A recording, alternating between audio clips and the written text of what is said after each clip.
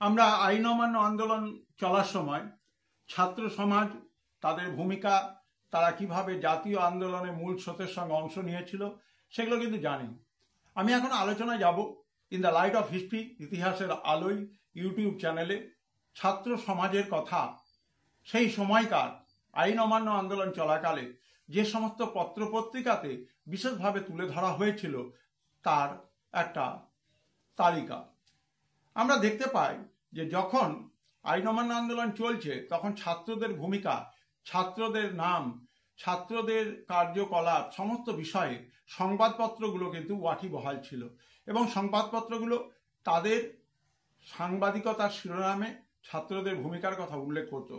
কলকাতা থেকে এ সময় প্রকাশ হতো অ্যাডভান্স, শ্রমিক, ইন্ডিয়া টুমরো।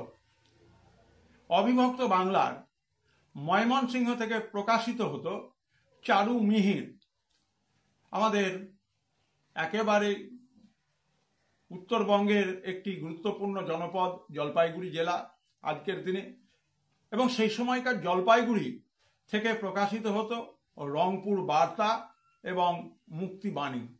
তাহলে আমি যে সমস্ত সংবাদপত্রের নাম বললাম, অ্যাডভান্স, শ্রমিক, ইন্ডিয়া টুমরো, চারু মিহির, রংপুর বার্তা এবং মুক্তিবাণী, এই সমস্ত পত্রপত্রিকাগুলোর কাজই ছিল ছাত্রদের আইন অমান্য আন্দোলনের ভূমিকা, তাদের বিভিন্ন ধরনের ক্রিয়াকলাপ এবং তাদের বিভিন্ন ধরনের চিন্তা ভাবনার গঠনমূলক দিকগুলোকে সংবাদপত্রে পরিবেশন করা এবং সক্রিয় জনমত গঠনের কাজে সহায়তা করা। যারা 2026 সালে মাধ্যমিক দিচ্ছ তাদের এই সমস্ত অপ্রকাশিত, অজানা এবং স্বাভাবিকভাবে মধ্যশিক্ষা পর্ষদের দেওয়া যে সমস্ত পাঠ্যপুস্তকগুলো রয়েছে তাতে সব জায়গাতে নেই, হয়তো এক দুটি বইয়ে এই উল্লেখগুলো থাকতে পারে।